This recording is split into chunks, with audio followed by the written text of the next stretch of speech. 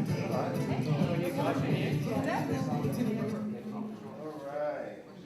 morning, everybody. Good morning. All right. For those of you curious, that's Felakuti.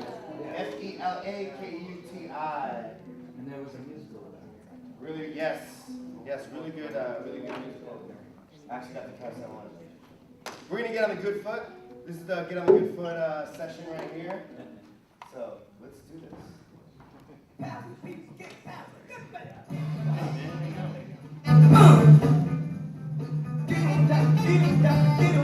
All right, let's see. You're gonna need your hands free. We're gonna stand up. We're gonna sit down. We're gonna do a lot of movement stuff. Oh, be ready. Yeah.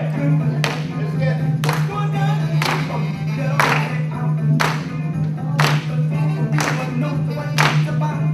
you go. Add a little shoulder. There you go.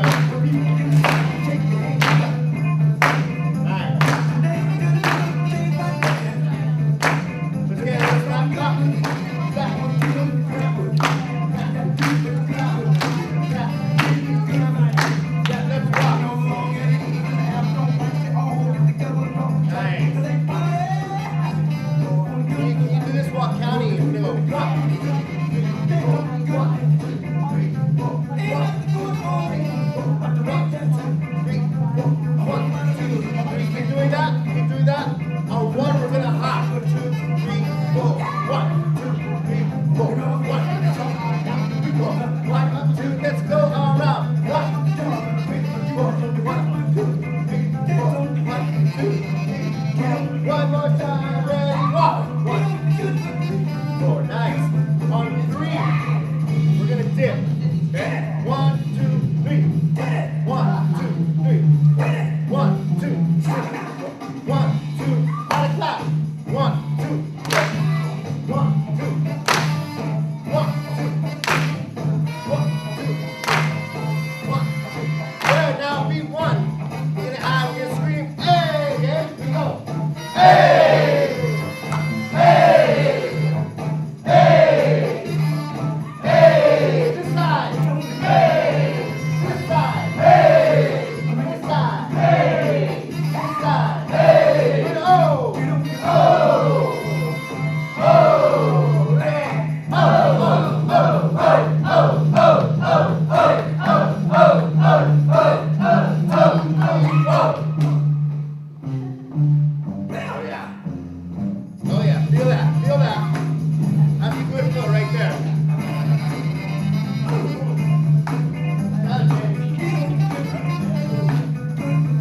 Oh yeah.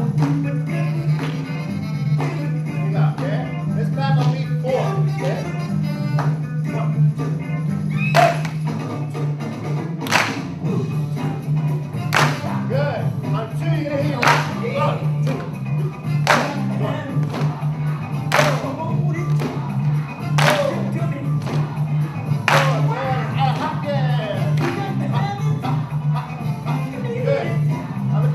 Come up with your own move, whatever you're feeling. 1, 2, 3, 4. Oh yeah, Marty, get it.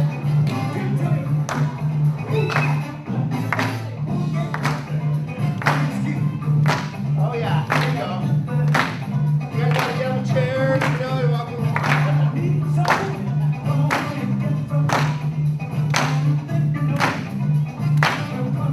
Good. All right. You have to find yourself to the seat now.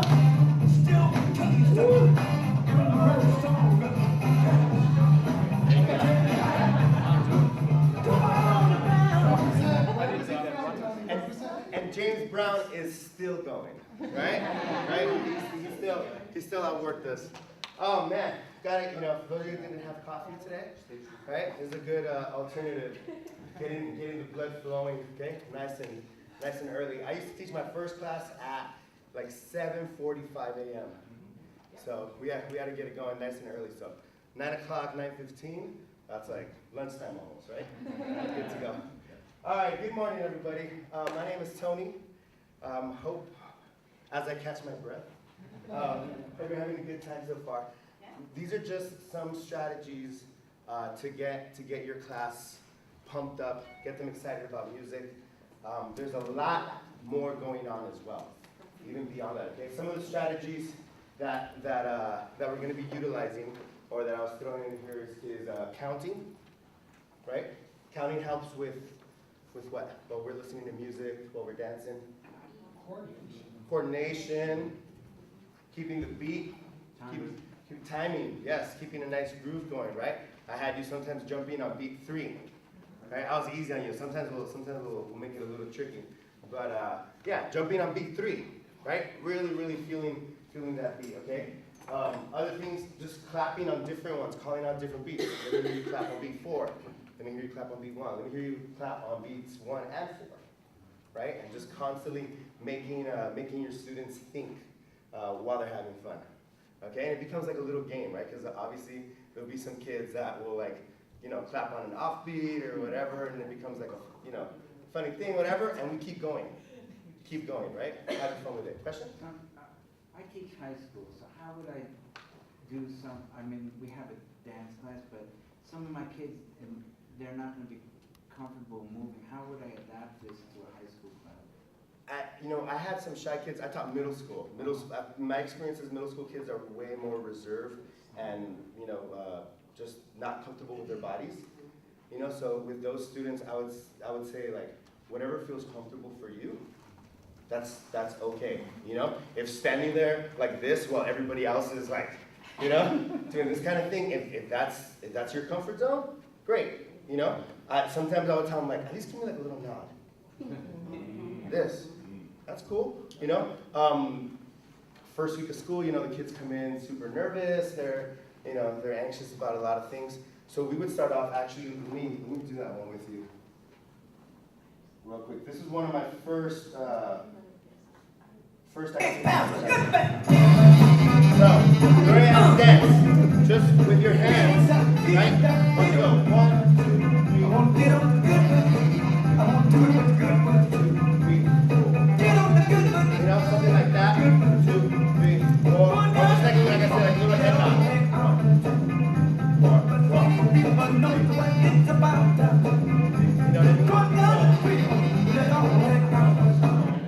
It doesn't. I understand. I'm probably a little more extroverted than other people, and I can't listen to James Brown without wanting to. It's just impossible for me. I know it's the opposite for other people. They feel uncomfortable, or it's just they enjoy the music, they're having a good time, but they feel most comfortable just hanging out. That's a-okay. One thing we always want to make our students feel as comfortable as possible, making it accessible to the people that want to get on the chair and do some crazy go-go box type moves, as well as those are a little bit more mellow. Yeah, I hope that answers your question. Thank you. Yeah. Oh, I was just going to give a little input on that too. Sure. I teach high school too, and I know what you're talking about, but I've discovered that no one's going to be crazier than you are. Yes, that's true. And a few kids will buy in, and then they'll keep joining, and then eventually, when the kids feel safe, they will join.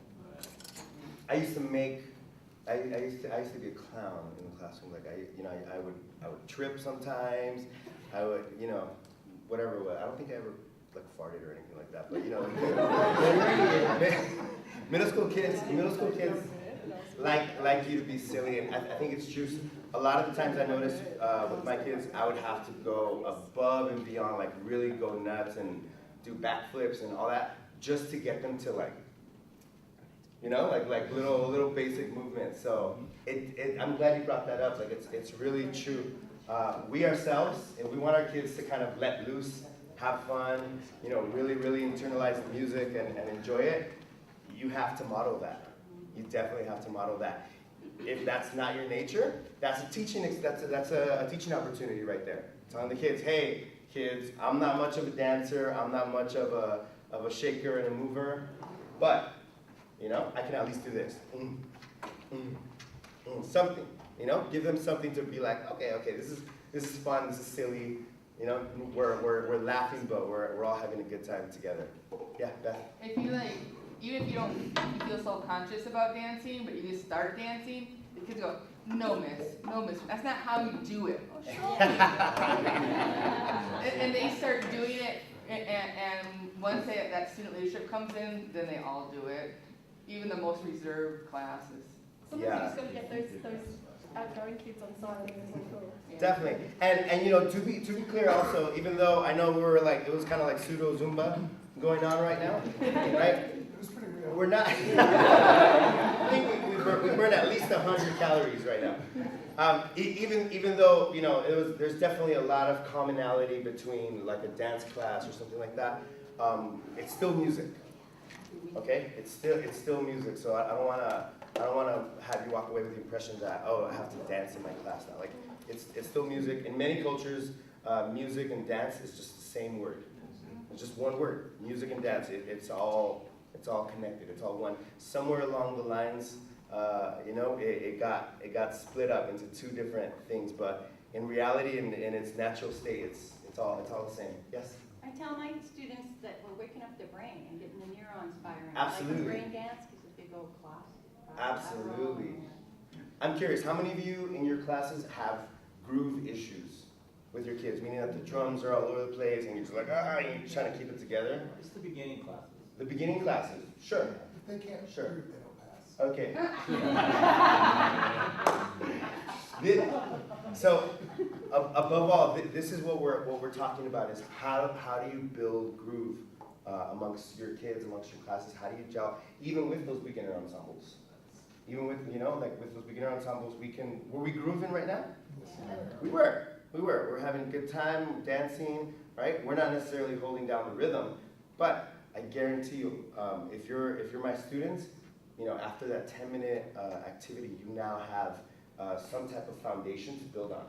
You know, you're building prior knowledge, even if they've never taken a music class in their lives. Okay. I love the questions. Keep them coming. This session is for you. So if you're like, you know, if at any point you're like, wait a minute, that's great, Tony. This will work. You know, that's all fun in LA. People, you know, people are doing this, whatever. But it's not going to work in my class, and this is why. I want to hear those questions. Okay. So, all right. If you are, always remember. Okay. Doesn't mean a thing if it doesn't have that swing, right? So, really, really, really important for me. If my kids are not grooving, then we cannot move forward. Okay? I don't care if we said that we're going to be covering the 1, 4, 5, 6 progression to this and that. If we're not gelling as an entire section, then we can't move forward.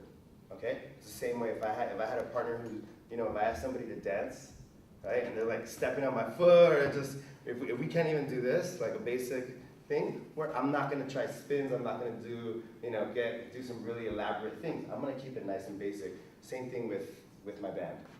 Okay? We need to all be able to groove, to be able to count. So that counting exercise that we did, that's my first skills assessment that I do with my students. So that was always week number 1. Was I would have an assignment where we would, I'd ask them, what are you listening to right now? That's another thing. I would kind of mix and match. Like, what are you listening to right now? They name a band, they name a song. Oh, cool, let's put it on. And then I'll say, hey, can we count to this? 1, 2, and just have them practice that. Identifying the beats. Where's beat 1 at? Where's beat 2 at? And trying it with different styles. And basically, what you're doing is you're giving them, an understanding of the architecture of music, like how it's built, all the foundations, and all of a sudden, they start to develop that ear, and it starts like, oh man, like it's true, it's true. Like, there's always 4 beats, like that's amazing. And of course, I'll put on like a waltz or something, or the quinceañera. I don't know if you guys heard like those quinceañera songs and stuff, and showing them about 3 beats, all that good stuff. It's really good to do that in the beginning, okay? And also, or as reinforcement throughout the year. Right? If you're working with a song that's tricky, it's like, hey, let's take it back. Let's go back to counting, making sure that everybody feels comfortable within whatever we're doing. Cool. Okay, so I had to put a little place marker for myself to introduce me because I tend to run through things. But my name is Tony Sauza. I am the program director for Little Kids Rock in the LA area. It was originally Pasadena, and then they're like, I think we're gonna have you do the whole LA County. And then all of a sudden we got some teachers in Fontana and San Bernardino, those of you that are familiar with Southern California. So like now I do a lot of driving. But my background. For modern 10, that's good. Oh yeah. But my background is fairly interesting, kind of unique. I don't have a traditional music background, a formal music education. I majored in ethnomusicology at UCLA, where we studied, world music and culture, the way music, what role music has within various cultures throughout the world. And then my master's was in Afro-Latin music, so I love just all music from the African diaspora, so from Brazilian music, Jamaican music, Cuban music, of course, Puerto Rico, like anything over there just has so much flavor, and I'm all about it. I'm all about it. But what I say all this to tell you that I started learning how to play music on my own with my friends in a garage, and so a lot of the stuff we're going to do today is from that background. Okay, for many years I thought I was cheated.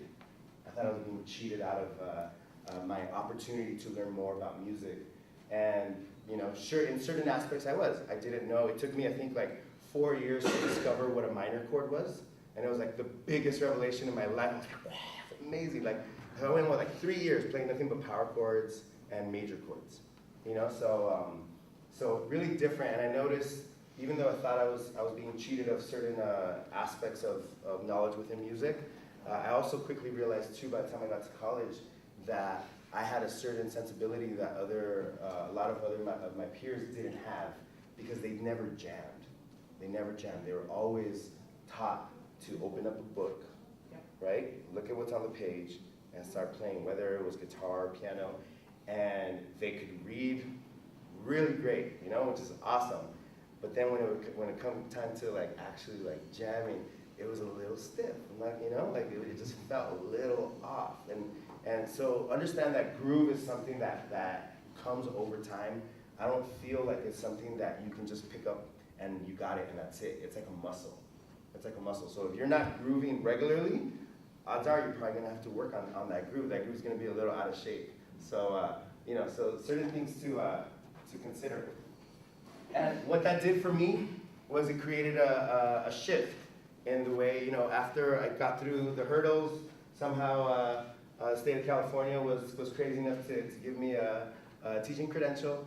And then I brought what I learned in the garage to my students. And we did a lot of jamming, we did a lot of, just a lot of improvisation within what we did, a lot of songwriting, things that for me, were second nature at that point. And then through the Little Kids Rock program, I'm like, wow, this is perfect. It was just a wonderful, I'm sure a lot of you feel the same way, things that were already a part of you, and now Little Kids Rock, with their materials, with the curriculum and everything, what it really starts to do is validate a lot of the stuff that we do in the garage. Okay, so that's what we're doing. We're trying to take the garage into our classroom. I love basketball. One of my favorite sports. I find a lot of commonalities with basketball and music. I'll tell you why in a second.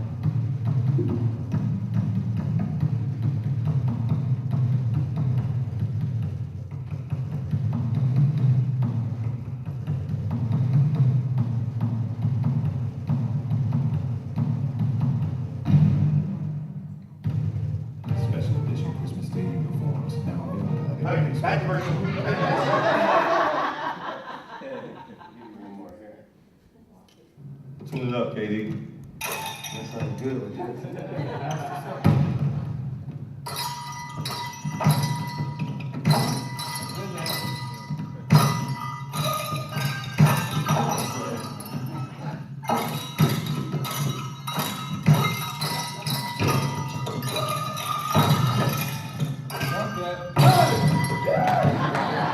Please tell me the camera was on.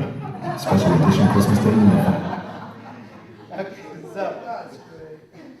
so just a little fun for you, but I love basketball. I've always loved basketball, and it's only until recently that I realized why. It's so percussive. It's so percussive and so rhythmic, and so I get a lot of I compare music for me the most to cooking and to basketball. Those are like the two that I'm constantly making analogies with. But with basketball specifically, just, you know, the bouncing of the ball, you know, the idea. So that's one of my big messages for you is keep the ball bouncing. The idea, so imagine if your class, right, was like a basketball class and you're teaching your kids how to dribble, right? How often are you going to be having your kids bouncing that ball versus you picking up the ball and be like, hey kids, today we're going to learn about basketball. This is a basketball, right? What shape, can somebody tell me what shape it is? Right? What's it, oh, sphere, great. What, you know, what's it made out of? What's the material? Oh, yeah, exactly. You know? Oh, it's not over yet. You're gonna have a homework assignment. You're gonna have to research, right? The theories of how the basketball came to be, the evolution of it. At that point, right? If you're one of my students, you're like, I'm out of here, right? This sucks. Okay? But you want to keep the ball bouncing, right? Okay. Same thing with it's just likewise if you were to be doing a dance class, right? How much of your time are you gonna spend doing this versus talking about the movements, right? So same thing, okay? Make sure to keep that ball bouncing as much as possible. Some people will say, well, that's great once they learn the song, right? While I'm teaching, I have to do a lot of talking, right? There's actually ways to make learning a song while keeping the groove going. Okay, there's definitely those opportunities. How many of you utilize, and you don't have to lift up your hands, but just ask yourself, like, how often do you utilize call and response when you're instructing? Daily. Okay, yeah. If you know, call and response is such a powerful tool. Okay, it's such a powerful tool to constantly be getting that feedback, and what it's doing is even if you're just teaching them how to play one measure of music. Right? If you're just teaching like a quick little riff or whatever, how often are you doing that back and forth, giving them the chance to hear it, internalize it, give it back to you, and you know, it's so many opportunities that come about with call and response. So if you made it to the drum circle yesterday, I'm not sure. You know, a lot of times when people think about drum circles, they think about you know, at least in my neck of the woods, we think like Venice Beach. You know, we got all kinds of like gypsies and you know tourists and everybody's exactly, and it's a mess. You know, it's like super messy. That's not the kind of drum circle I'm talking about. Okay, I'm talking about more of like what some of you experienced yesterday, which is a facilitated drum circle. Okay, anybody want to share like a couple of techniques that you saw John doing yesterday? Anybody can? Yeah. Yes. Yes. Right? Doing this, messing with dynamics, right? Dynamics. Anybody else? Anything that you caught? Yeah. He didn't do it, but he spoke about having a set of cards with different things to communicate. So even if you're working with a primary or an elementary class, then it might be a certain rhythm, or it might be a certain dynamic. He had one on the table. If you went over to his books, did he? He had a whole pile of his cards on the Okay. table. Yeah, and just going into the centre and holding it up, and your role as a student would be to go in and try to get that shift. Very cool. I used to have my kids too, when they were learning about like quarter notes and eighth notes, I would have them hold like a big old poster, like of a quarter note or eighth notes, and I would have them scramble each other. You know what I mean? Scramble each other around, and then the class had to like clap the rhythms and stuff like that. So yeah, there's definitely a lot of cool tricks. I'm going to try to be quiet. I have one thing I want to share. This comes from a jam world, right here in Colorado actually. There's a jam of bands that goes on every now and then. And somebody directs them. He just puts a bunch of cards on the floor. And like it'll be triplets or eighth notes or pitches or something. And they'll be playing a tune and they got to change the rhythms into whatever that is. That might actually work really nice in a classroom where you're trying to get grooves going. Absolutely. And learning some stuff to use, you know, kind of take that idea and move forward. Cool. So if you enjoyed that yesterday and you're like, huh, this is interesting. Essentially what a lot of this session is about is how can we take those skills that have developed within drum circles and drum circle facilitation and bring it over to a modern band environment, right? So doing the same things like getting certain sections to come up while other sections go down. Doing sculpting. I don't know if you did some of that yesterday where he'll go like this, you know, they'll go like that, and they'll like split up. So all of a sudden I sculpted 2 different groups, and I started to kind of like play with those different things. So we're going to be doing some of that in a little bit. All right. One of the things in my class, after a while, once I figured out what I was doing, I realized everybody needs to be a drummer in my class. Absolutely everybody. Okay. So we're gonna, I'm gonna show you real quick some of the things that I would do. If you do not have any kids that know how to play the drums, let's say you work with 2nd graders, right? And you're just dealing with a very, very entry level thing. We always have our jam tracks that you can utilize if, and that way you don't have a dependency on that. If you do have a kid who's like a super hot shot, it's awesome, put them on the drums, right? So, this is one of the first beats I would show my kids. I'm like, how many beats do we have, kids? 4, right? All right, so let's start first with the basics. 1, 2, 3, 4. 1, 2, 3. Let me hear you say it. 1, 2, 3, 4. 1, 2, 3, 4. Good. Now, let me hear you only say beat 2, so we know. 2, 2, 2, 4, 9, 2. Okay? You see what we're doing, right? I haven't. The rhythm's up on the board, but we're not actually doing this yet, okay? Doing a lot of internalizing. Let's keep doing some of those. Let's do this time 1 and 4. Okay, we're just gonna say it. 1, 4, 1, 4, 1, 4, 1. Good. 2, 3. Okay. 2, 3. 2, 3. Good. 2, 3. 3 and 4 and 3 and 4 and 3 and 4 and 3 and 4 and this side only 3 and 4 and this side only 3 and 4 and nice. Okay, cool. So doing a lot of that, right? Maybe if the kids know each other, right, and there's a certain level of trust, I might start calling on people, like start soloing people, right? So I'll be like, and you're like, right? You start doing back and forth kind of stuff. Okay. After that, once we've done a good amount of counting, I feel good about where we're at. Now we can play a little bit, right? So let's do a little body drumming. Okay. All right. Hi-hat. We're gonna go 1, 2, 3, 4. 1, 2, 3, 4. 1, 2, 3, 4. Good. Can you do that while you count? 4. 1, 2, 3, 4. 1, 2, 3, 4. 1, 2, 3, 4. Nice. 2, 3, 4. Beautiful. Stop right there, okay? Now, what do you notice with the hi-hat and the kick drum? What's one thing? Same rhythm, right? We got some quarter notes. This is my middle school kids. I probably write some quarter notes down below and be like, oh, look at that, right? You guys see the similarities. Okay, so let's do some kick. Here we go. 1, 2, 3, 4. 1, 2, 3, 4. 1, 2, 3, 4. 1, 2. Only the first row. 1, 2, 3, 4. 1. Second row. Add the hi-hat. 1, 2, 3, 4. 1, 2, 3, 4. Nice. 2. If you got both, go for both. 1, 2, 3, 4. 1, 2. Really nice. If this feels good for you, stay there. Okay? If you are bored out of your mind and you're like, oh man, why am I here? Add that snare. Make it a little more harder for yourself, okay? 1, 2, 3, 4. 1, 2, 3, 4. 1, 2, 3, and stop right there. I want to know who absolutely dreads playing the drums and feels like they don't have any rhythm. Are there some people like this? Yes? Got a few of you? I think I got somebody in the back as well.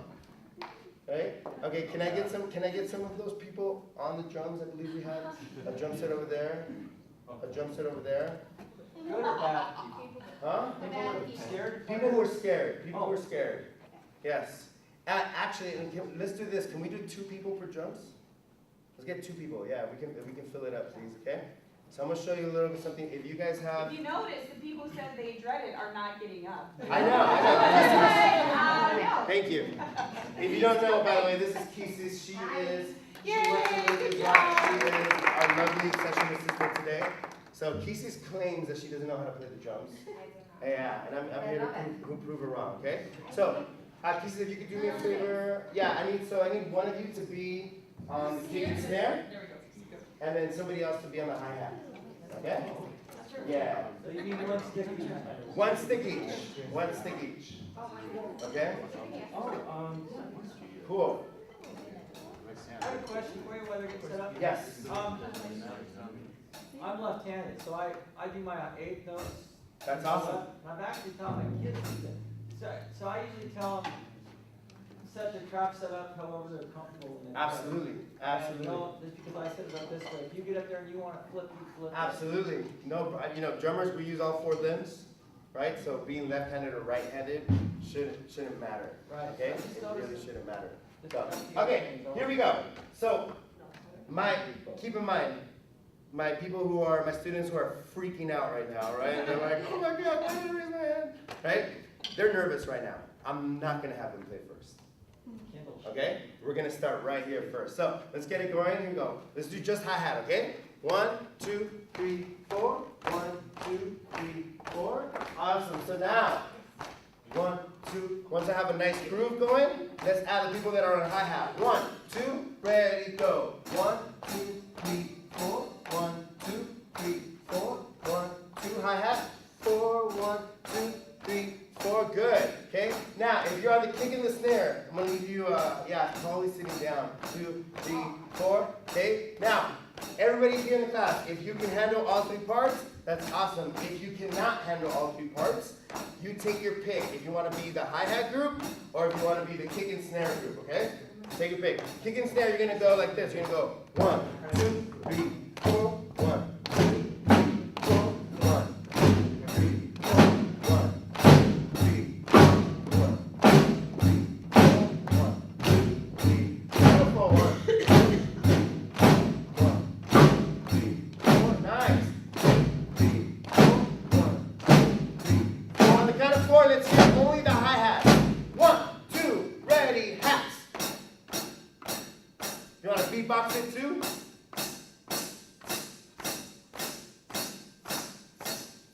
Make sure to breathe. I don't want anybody passing out.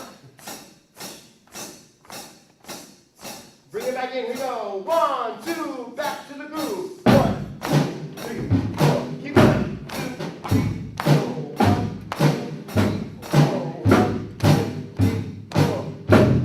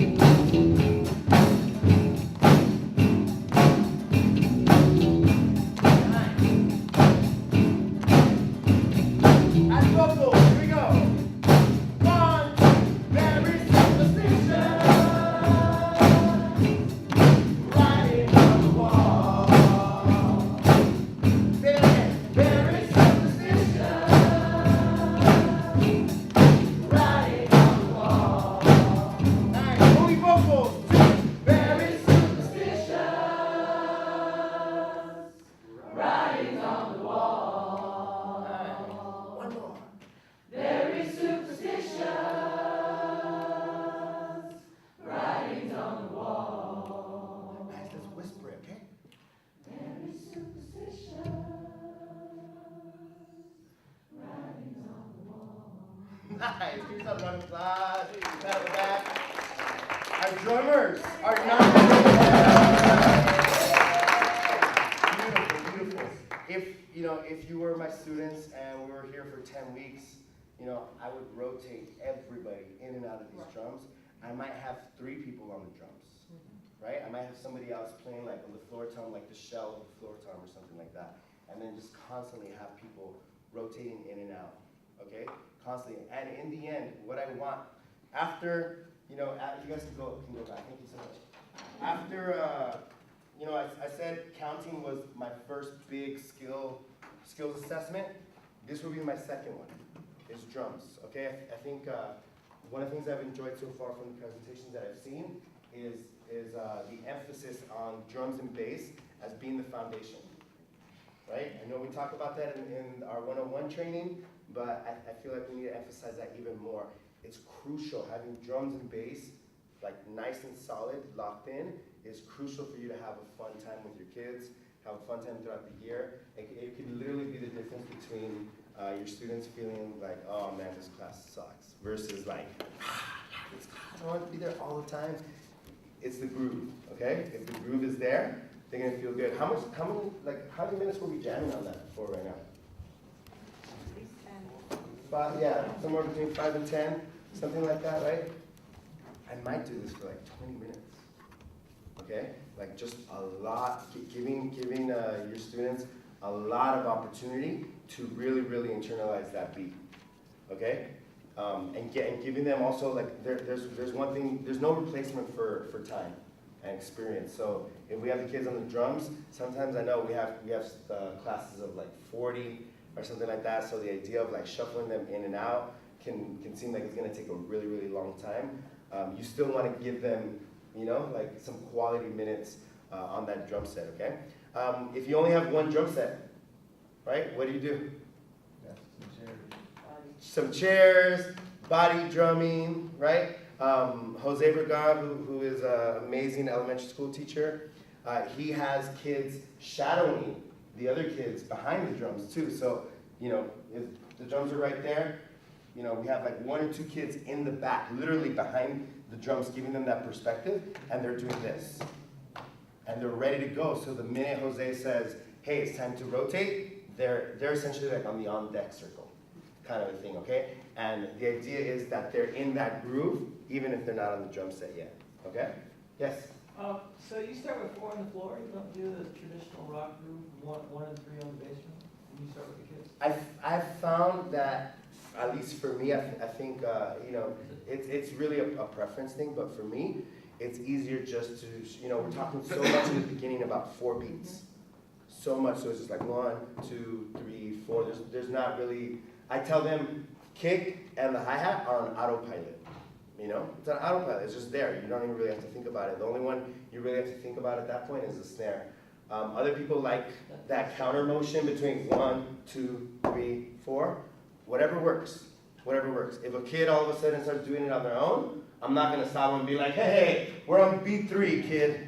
Make sure, stick to the page, stick to the page.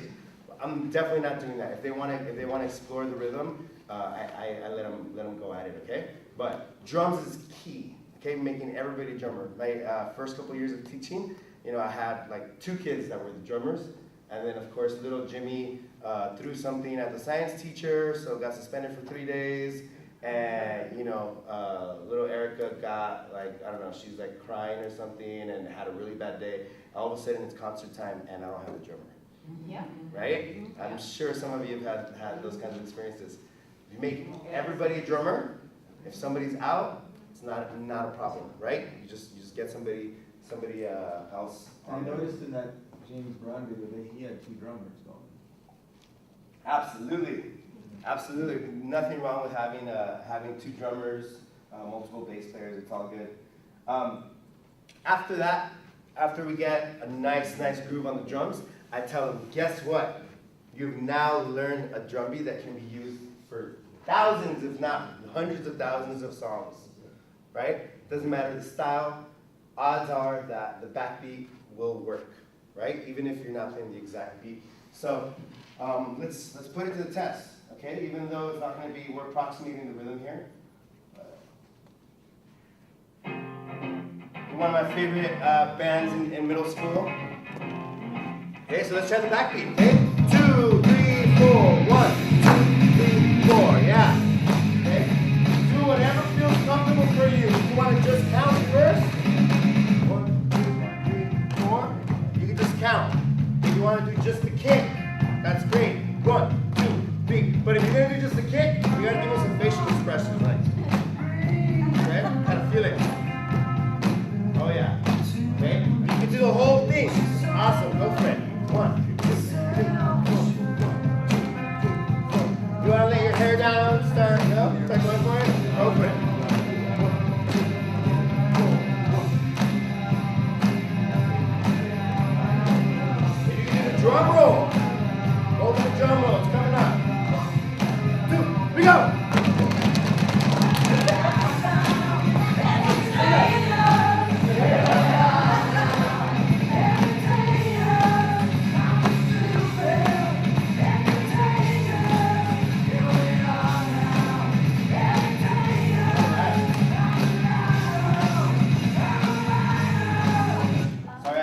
Fancy like down fade and stuff, but so we're gonna have some brutal stops here. How about this one? Will it work without that feeling? Yeah, of course it will, right? Start counting first. Maybe 5 to 1.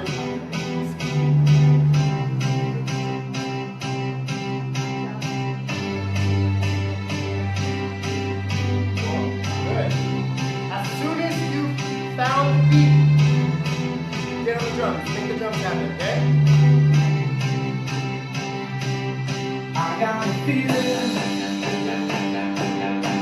that tonight's gonna be a good night. That tonight's gonna be a good night. That tonight's gonna be a good night. That tonight's gonna be a good. So from Nirvana to the Black Eyed Peas. Right? Same beat. I have a theory that they stole that from Frank Black. There's a Frank Black song with that exact same guitar riff in the intro. Uh-oh. Conspiracy theories will be addressed later. We'll talk about it. It's working. How about with Journey? Will it work with Journey? Sure, right?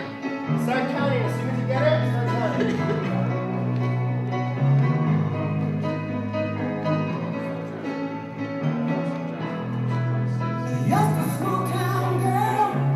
My kids love Journey. I have no idea why.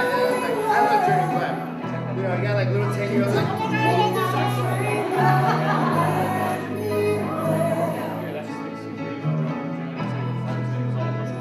yeah, you got the beat already. Go for the beat.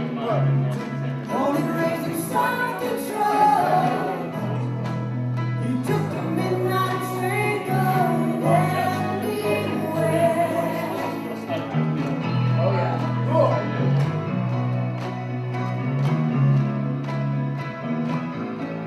All right, and last but definitely not least, Mr. McLemore, Ryan Lewis. Much slower song, okay? Much slower song. Will the backbeat still work with the slow song?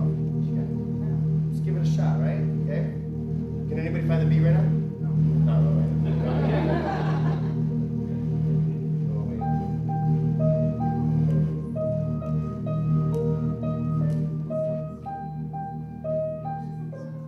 But I am searching, I'm waiting on it.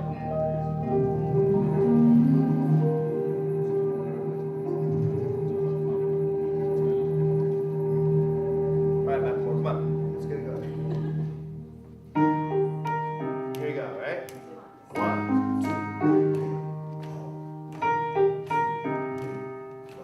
2. Everybody do this with me right now for a second. 4. When I was in the 3rd grade, I thought that I was gay, cause I could draw. My uncle was, and I kept my room straight. I told my mom, tears rushing down my face. She's like, Ben, you've loved girls since before pre-K. Sure. Yeah, I guess she had a point, didn't she? Bunch of stereotypes all in my head.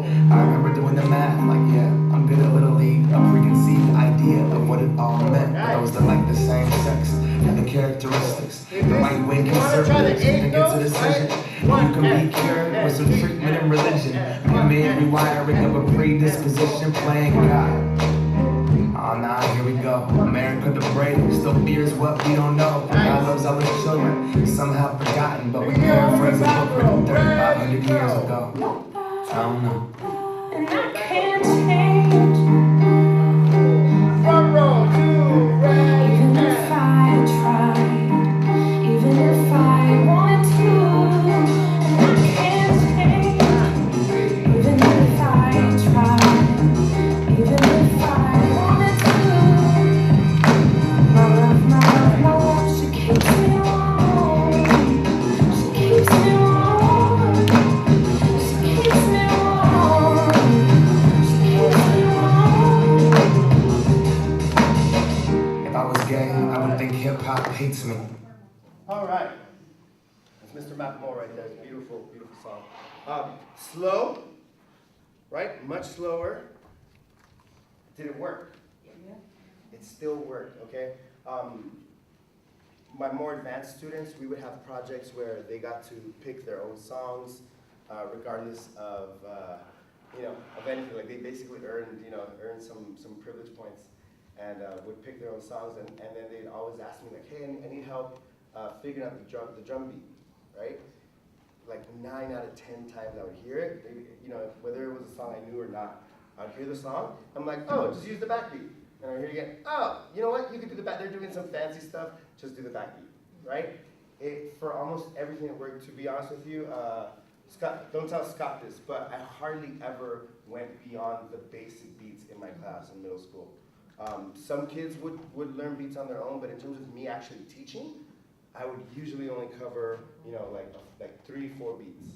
And that was it, and that was enough to keep me going throughout the year. I honestly, like as a middle school teacher, I didn't care, I didn't care that much about how many beats they knew.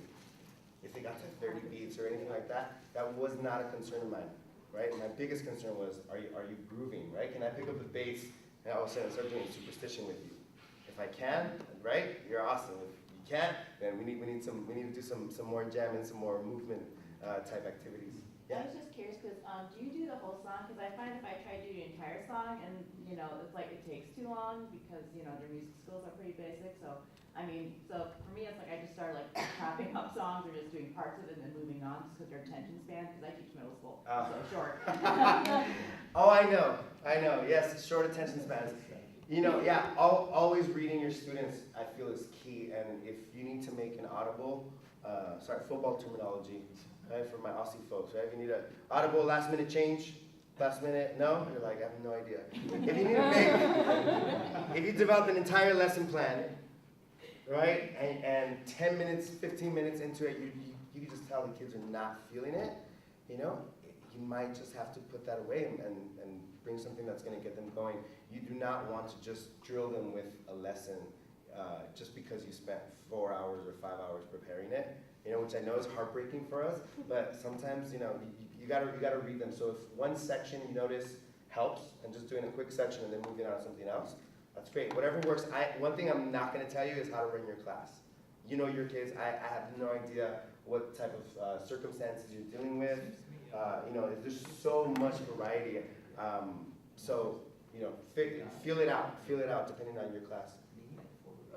I love this session, by the way. Oh, thank you. I love you. I think that's why. Yeah, you're lovable. I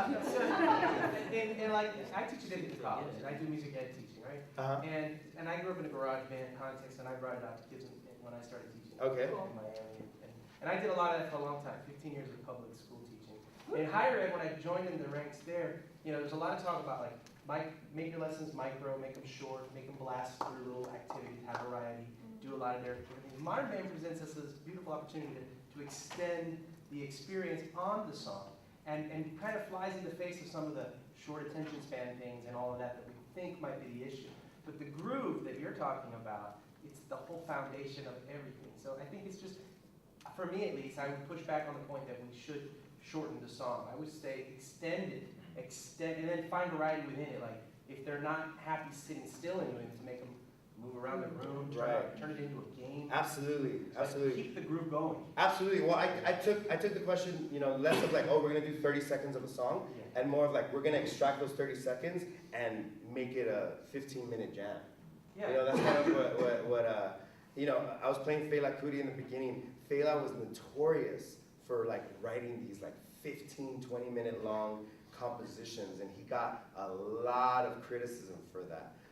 But there was a purpose. There was a purpose. Phil Spector, he was notorious for making his musicians just play and play in the studio until they were exhausted. Once they were exhausted, he's like, now we're ready to record. That, you know, like there's just something to be said about building and building and building a groove that you cannot rush. It's like if you're baking a cake, right? Are you gonna crank it up to like 600 degrees or something like that because you need to get it done in 5 minutes? Will that work? Probably not, right? It needs time. It needs time to build. So that's also one of the big takeaways for A lot of this it's muscle session. memory, to me, memory of brain and. Absolutely, absolutely. You're building those connections within you, and you're internalizing that beat. Okay, so really, really important. To move on from drums, you know, I just want to end it with, you always want input plus one, right? So meaning that you get one thing out of them. Once they have it, then you add the next thing, right? Once they get that. So if you notice, I was doing that really subtly. So I was telling, you know, some of you that maybe were struggling, right? I'm like, just count. Just count. That's your baseline right there, right? That's your basic step. Once you got that, you felt comfortable. All right, cool. Can you count while you do the kick? And that's your plus one right there, right? If you're that hotshot kid who learned how to play drums in church when they were like 3, right? And they've been playing for like 10 years or whatever. Give them their plus one is going to look way different, right? So I'll probably be giving them like some syncopated stuff or some fancy like hi-hat tricks. You don't have to worry about that right now, but you always want to do that. You always want to figure out, okay, get them to a point where they're grooving and they're feeling good, and then just add that one little like, can you do this, right? And they love that. They love those types of challenges. So make sure you're constantly getting them going with that. So I was talking about jamming while you teach. Okay, so I'm gonna model this. I know. Yes, I know a lot of you already know this song. Please pretend like you don't know it.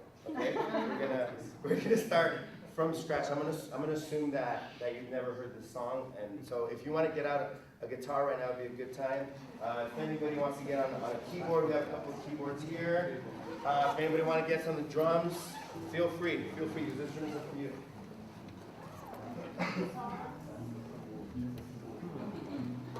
Yes.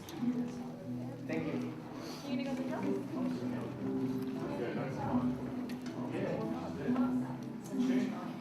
Pretty close. Close enough, Jack.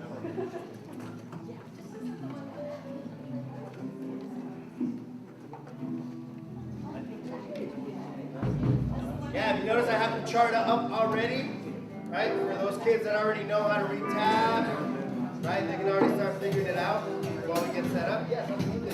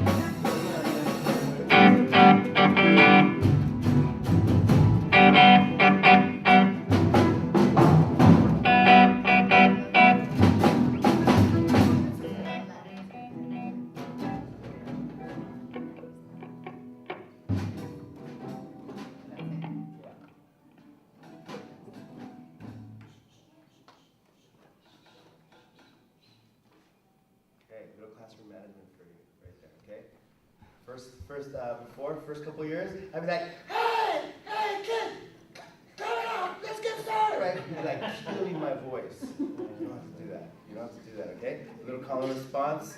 get their attention. You know, if you notice, I got really soft. Usually I was getting like bad PTSD from that kid who'd always be like throwing stuff or whatever. At this point, when we're all shushing, right?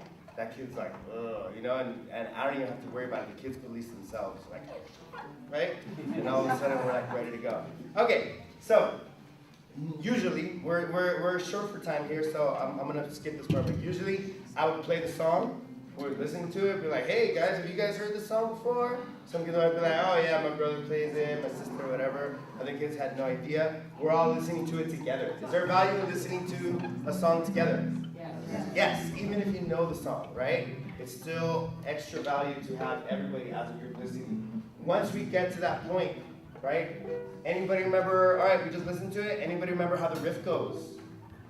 Who remembers how did you guys hear that guitar riff from 7-inch Nummy?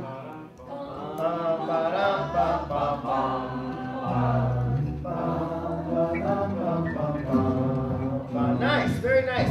So, if you guys notice, I want you to do this first, okay? If you are playing guitar, okay? I want you to say 7, 7, 10, 7, 1, 2, ready, and 7, 7, 10, 7. Okay? That 7 syllable, that double syllable really messes it up rhythmically, but it's okay, we're gonna make it work, okay? One more time. 7, 7, 10, 7. 7, 7, 10, 7. Good. Keyboard players, let me hear you say E, E, G, E. E, E, G, E. Nice. How does it, what's the drums doing at this point? What are the drums doing? Anybody know? 4 on the floor. 4 on the floor, baby. Right? Boom, boom. Good. Drummers, stop real quick. Drummers, can you beatbox after me? Can you go boom, boom, boom, boom? All of here. Boom, boom, boom, boom, boom, boom, boom. Good. Guitar players, can we help the drummers? Can we all beatbox that kick right now? 1, 2, ready, go. Boom, boom, boom, boom, boom, boom, boom, boom. Okay, stop right there. All right, very nice. I don't want. Sometimes I'll just to have some fun with them. I'll let them keep going. I'm like, come on, keep going, keep going. Like trying to release them. You can have some fun as well. Okay. Awesome. Now, drummers, let's keep doing that. Now let's do it on the kick. Okay, just on the kick. Boom, boom, boom, boom, boom. One more time, guitars. 7, 7, 10, 7. 7, 7, 10, 7. 7, 7. Keyboards. E, E, G, E. Say it. E, E, G, E. Your turn. E, E, G, E. Everybody. E, E, G, E. E, E, G, E. 7, 7, 10, 7. 7, 7, 10, 7. Nice. Stop right there. Okay. I would do that for about, I don't know, 5 minutes or so. What did I just do right now? Lock everybody into the groove. We're locking into the groove. What else is going on? Sorry, one at a time. Broke the riff down into manageable pieces. We're breaking the riff down into like little bits. What else? You're connecting tab and the name of the notes. Yes, they're counting. They're saying the names of the notes. Guitar players, all of a sudden you're like E, E, G, E, right? You're like, wait, 7, and you're making those connections, right? Keyboard players, were you saying, did I have you for at least once say the fret numbers? Like 7, 7, 10, 7. No, I didn't? Okay, I would have, okay? I would have. Why do the keyboard players need to know about the frets and all that stuff? Yeah, they want to trade. They want to figure out, like, let me see this, right? I got it on keyboard. Let me figure it out. You're building a common vocabulary across instruments, okay? So I do not have only keyboard players. I do not have only bass players. Everybody kind of is getting into all the perspectives, okay? So now, we've said it. I'm hearing you. You're singing in pitch. I love it. We're ready to move on. Can you actually, for the next 30 seconds, try just that little riff, right? E, E, G, E. Try that riff on the guitar, okay? Yes, my electric people, okay? Try it on your own. 30 seconds.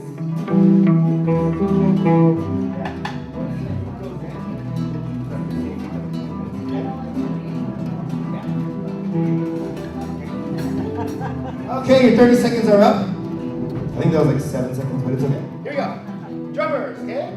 Again, always starting with drums, okay? And I always, especially in the beginning, I always layer stuff in first, okay? So drummers, here we go. 1, 2, ready, go. Nice. Everybody else, we're going to do call and response just on this. Let's say it one more time just to make sure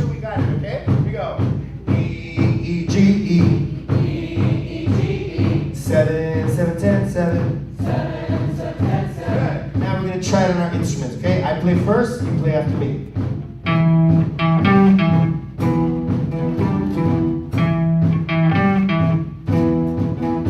Here, only bass. One more time, bass. Keyboard. Nice. Guitar. Guitar again. Everybody. Awesome, awesome, awesome, okay? So, again, depending on how your kids are doing with it. If you're seeing them struggling, you might want to stay there. Go, go, go, go, right? Some kids might start to get bored. Oh, this is boring. Why don't you add some lyrics to it, right? I hate doing this. Go, go, go, go, right? Whatever you want to make it interesting, okay? Feel free to include compositions during that part. Who knows how the next part goes? Yes. The next part, Nice, nice. Okay, dun. Let's just say it. Let's just sing it. Dun, dun, dun, dun, dun, dun, dun. Your turn. Cool. Let's add the kick drum. Okay, kick drum. 1, 2, ready, and. Sit.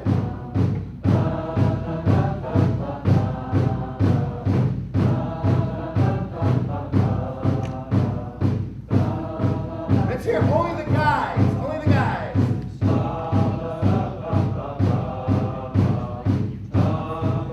Only the gals. Only the gals.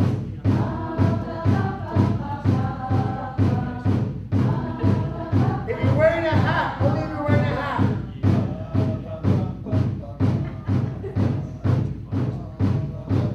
If you're wearing glasses.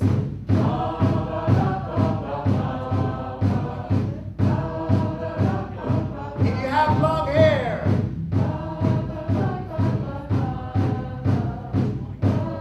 Awesome. Let's try to play our instrument now. Here we go.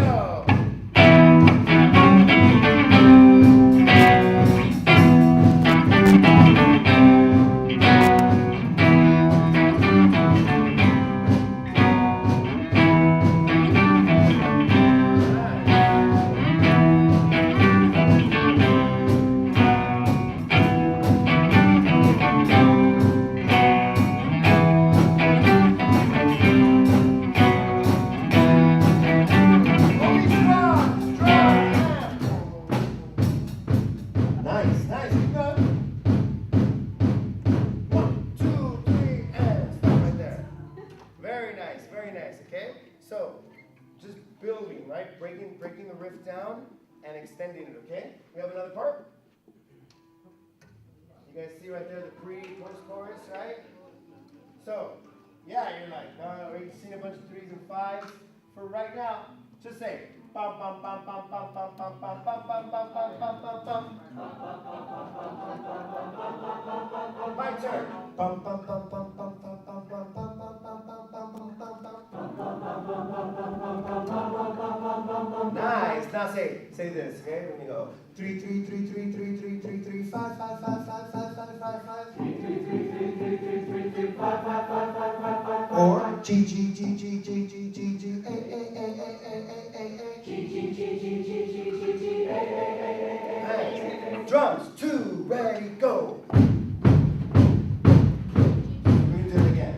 G G G G G G G G A A A A A A A A.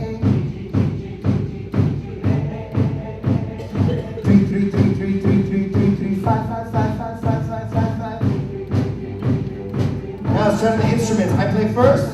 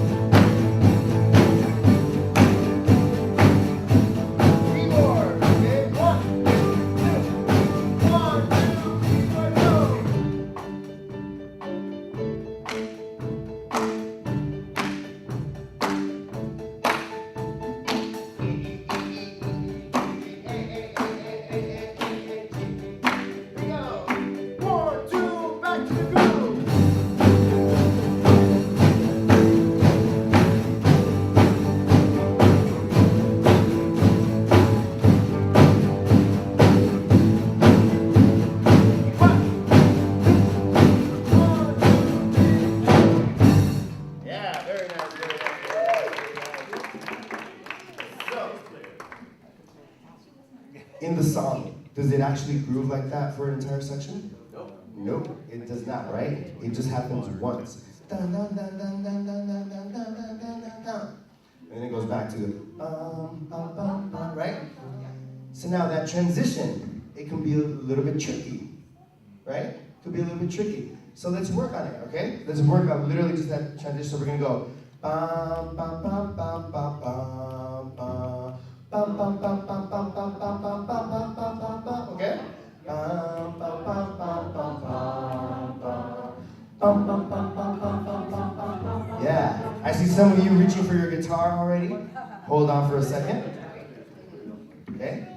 For me too, it always starts here. It always starts here for all the parts, okay? So, let's do this, okay? I'm gonna sing it once, you sing it back to me, including the electric people, okay? Here we go.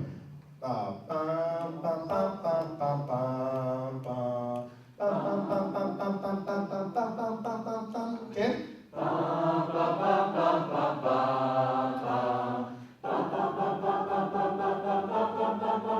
Awesome, very nice. Of course, y'all are amazing, amazing music makers here. So you got it on the first time. Our kids might need a few runs at working out that transition, but I guarantee you having them sing those parts will help. I always say, if you can't say it, you can't play it, right? If you can't say it, you can't play it. So a lot of times kids are like, oh no, I can do it on the guitar. Like, all right, show me first, sing to me, right? And if they can't do it, then it's like, I don't know, let's keep working on it. Do you ever slow it down or does that mess up the group? No. If you want to slow down, I mean, we haven't done too much of that, but please slow it down. Slow it down, absolutely. We were talking about that yesterday. There's, you can use a bunch of different applications, but like the Amazing Slow Downer, right? That's a really good app. Audacity as well. Audacity is one that's available for free. Okay, so all right. Once you got that, can you slow down on Whirly? Oh, that's right. So bad. Okay. Okay. Let's work on that transition again. Now we're gonna play it though. Okay. So we're gonna go like this.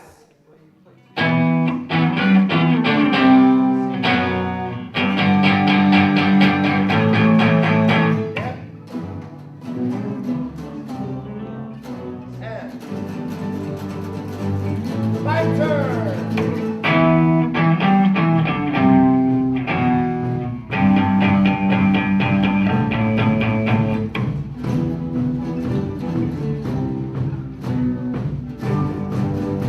Now, only the first row you're gonna go, okay? Only the first row. Here we go. 1, 2, first row.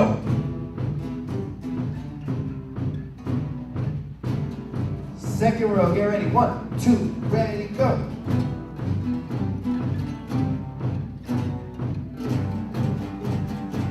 Guitar, electrics.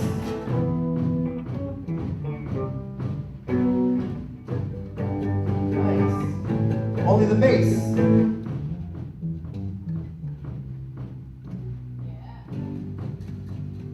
Only keys, ready, and.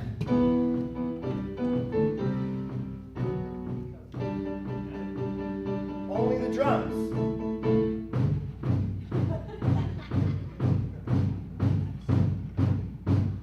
Everybody, here we go.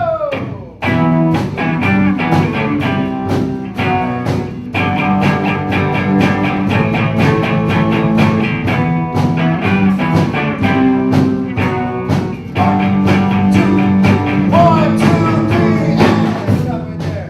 Very nice, very nice, very nice, very nice. Give it up for our rhythm section over here, holding it down. Love it. What was I doing right now? Putting the song together. Sorry. Putting the song together. Putting the song together, what else was I doing? Affirming. Oh, yeah, we're like supporting, right? We're like, oh yeah, here we go, go bass, lay it down. Absolutely. What else? Muscle memory, working on our muscle memory for sure. What else? Scaffolding, right? We've been working on this little riff, even us right here for like 15, 20 minutes. This could be an entire lesson. It could be an entire week of lessons. What else is going on? Engagement, because everyone has to be ready for when they come. Yeah. Absolutely. There's one key thing that your administrators would love if you were to say it, of what I was doing right now.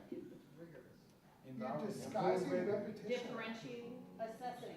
Thank you. Yes, all of you are correct, by the way. There's a lot going on. above all right now for me, what I was doing is I was assessing. Okay, I was assessing. I was having bass go, I was having drums go, then my acoustic guitars. That gives me a chance, even if it's only for like 10 seconds. It gives me a chance to see like, okay, is little Jimmy, right? Is little Jimmy learning the riff, right? How's I hope it's not a Jimmy here. But what I was doing was definitely assessing. Okay, if I'm seeing a kid that's struggling during that part, I'm not gonna tell him right now like, hey Jimmy, you got some work to do, right? I'll let everybody jam. Then maybe when everybody's just having a good time jamming on it, I might go at that point and be like, all right, hey, let's work on this little part. But what I'm doing in the end is I'm assessing. Okay, I'm assessing, and I might even at the end of the class make some notes and be like, hey, so and so was having troubles in this part. But isolating riffs, isolating sections. Okay, really, really important. Questions? Any questions you might have? Yes. If you're teaching that, do you use the tab chart like that? Do you teach them to read tab? Yes. Your students? Absolutely. Yeah, absolutely. I really went away from teaching instrument classes like a guitar class or a keyboard class. Towards the end, I really just kind of broke it down as modern band, as you see it here. So, it would apply to keyboards. I would actually make my keyboards memorize the keyboard. So that would be one of the first things. But in the end, the vocabulary stays the same. Okay, so I'm not telling the guitar players to go away until I teach the keyboards. Like everybody's kind of taking it at the same time, and it's like this. It's this constant hopping around. What that does is it allows the kids to stay engaged and be really into it because they never know when I'm going to call on them, right? Like with keyboards right here, I was like, oh, I should have given a little heads up, but sometimes I might not. Right? And you have to be ready. And if you're not ready, we haven't had that moment here yet, but it would happen all the time. I'd be like, 1, 2, ready, go. And I call somebody and they're just like hanging out of that. Right? And it becomes like this funny moment, and then we just go right back to the groove. Right? We don't stop. It just becomes a funny moment, and then tell them like, I know you're embarrassed, we're gonna do it again, you're gonna get a second shot. And then that's how you just keep it fun and engaging. Yeah. When you would do this, did you have your instruments like all in a line or in a round? What was your setup like? All of the above. I actually had a classroom that was maybe like a little bit smaller than this. It was a really tight classroom with a lot of kids. So what I did is I actually built a stage. So I built like a little stage, and I had like the drums there, but I also have like some electric kits set up throughout the room, just like we have the drums back there. Keeping the drums away from you is a good idea. just saying, like unless you want like the drums like right here and you're constantly doing instructing, you're gonna be doing a lot of yelling. So please be careful with your voice. I'm actually struggling with my voice today. So I haven't talked too much about it, but hand symbols as well, like hand signals. Okay, so with like that last riff, the G G G G G G G G A. I'll tell the kids to humor me and be like, hey, this is a G, kind of, that. Point is, they knew if I went like this, it was a G chord. So I'd be like, and then A, I'll do this. Right? No need to talk at that point, okay? Or you see me doing a lot of this to like wrap it up, So using hand gestures will definitely cut down on a lot of that talking. I know it's hard sometimes, but try to avoid as much as possible to speak over the music because you'll definitely kill your voice, as I'm sure some of you already know. Yeah? I know that for all musicians, recovering is a big aspect of what we do. But do you have a rule of thumb for as far down the rabbit hole as you let kids go before, really intervening either on an instrument or other ways? Could you give me a scenario? Like it's not grooving, you see that the drummer's lost his place, probably for a couple bars, you want to pick up a guitar, get over to him and do that, but do you just give them a couple bars? Because I see my kids sometimes recover, they may take like more than that, right? But they figure it out, like what goes off, and they catch it. Right. And I want them to go through that. There's a bunch of different skills you can use. If it's the drummer, like I might be going like this, just so they can see like down is kick, up is snare. That visual for a whole class, right? I think I've done it a few times, but doing like this, like some very basic conducting kind of a thing, right? Just 1, 2, 3, 4, 1, 2, just literally keep it like that, like you're a human metronome for them at that point, and you're keeping them grounded. If they're losing it, again, you always, for me, it's just always backtracking. So if that kid is struggling and we're in the middle of a jam session, I might say, hey, just go back to like tapping your guitar. Get them there, once they're there, and then I tell them, whenever you feel comfortable to jump back in, jump back in at that point. Also encouraging your students to help each other out is key. You do not want to be the single source of information and knowledge in your class, right? Because then you're going to have, 30, 40 kids, right, just yelling at you or wanting to get your attention. If you, really, really promote an environment of collaboration and helping each other out, it's gonna pay off, along the way. So another strategy could be like, hey, do you mind helping him out? He's kind of struggling, whatever. And then at that point, letting them take care of it, having that will really, really pay off a lot. So awesome questions. Anything else? Okay, I think we got 5 more minutes. Okay, cool. We're almost there. While you prepare, can I just say something? Yes. Anyone who didn't actually came with me can come stop by before you guys leave, so I can check you in for your session. And also, right now, you should have received an email with a survey. We really take our surveys very seriously, so if you can please take a few minutes to fill it out. You don't have to do it right now. You don't have to do it right after the session. But at some point, if you can please fill it out. It's also in your calendar. If you have your, what is that, website? Schedule. Thank you. It should be there, like. That's for the whole weekend, you mean? No, just for this session. Instead of the paper one? Instead of the paper one, so we are like trying to pilot. We're piloting the digital eval, so please be brutally honest, just if you thought I was talking too much, or if you thought like, man, this is great, but I wish we would have done this, I definitely love to hear that. As I wrap, so I've kind of been breaking this down, but I want to actually show you. So this is the formula for me, especially during the first semester. Okay, so singing the parts, right? We've been doing a lot of vocalizing throughout this session. Singing the parts is really, really important. Doesn't matter if it's the bass line, the guitar part, the keyboard part, we're singing it all. Okay, I have the drummers, right? Drummers who don't usually sing, I have them like beatboxing that kick drum, boom, boom, boom. For me, I kind of count that as singing. Okay, they might not be giving it some pitch at that point, but just the fact that they're vocalizing is really, really key. Okay, teach the class the drum part. Like I said, everybody's a drummer. Okay, once I have a room full of drummers, I want a room full of bass players, and we'll isolate the bass part, we'll sing the bass part, and then we'll all play the bass part. And all of a sudden now, then I can split it up. This side, you guys are drums. This side, you guys are bass. Cool, you got it? Beautiful, let's switch. Now you guys are the bass players, now you're the drummers, right? And we're just layering like that with every song that we do. Once we got that, okay, cool, let's add guitar. Let's add keys, but it's just that constant evolution of teaching a song. Ultimate goal, having the students be up there and you hanging out in the back, getting some coffee, right? Checking. I'm just kidding, I wouldn't do that. But ideally though, having your students run their own jam sessions, it is like, seriously, it's the ultimate. If they got that going and they're grooving on their own, and you've built that level of trust amongst your students, and they feel comfortable doing that, that says wonders about yourselves as educators. So make sure to do that.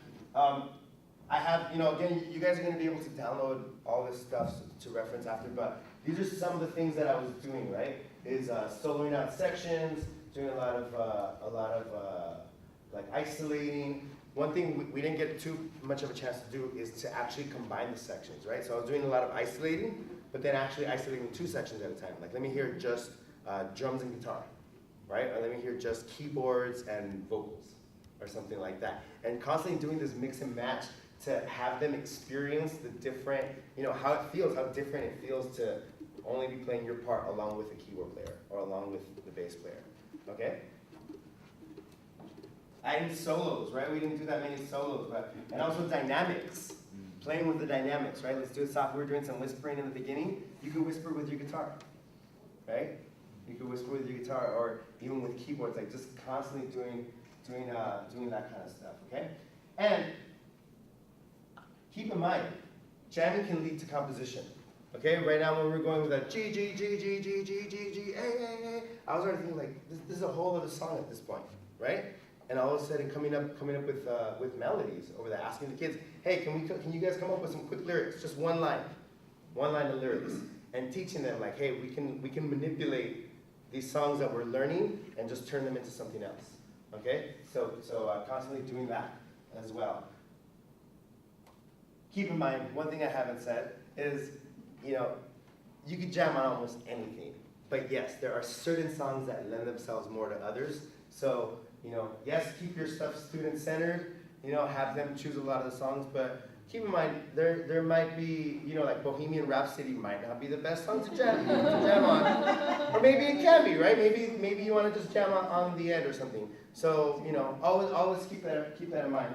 And of course, if you guys have any questions for me, you're more than welcome to send me an email, tony@littlekidsrock.org. I'm in Los Angeles, but I can be everywhere online, so feel free to shoot me an email. I'm always happy to have like a Google Hangouts conversation or over the phone or whatever. I want you guys to have a wonderful, wonderful school year coming up, and thank you so much for being here. Really Thank you, everybody. If you guys have any questions, I'll stick around for a few minutes, okay?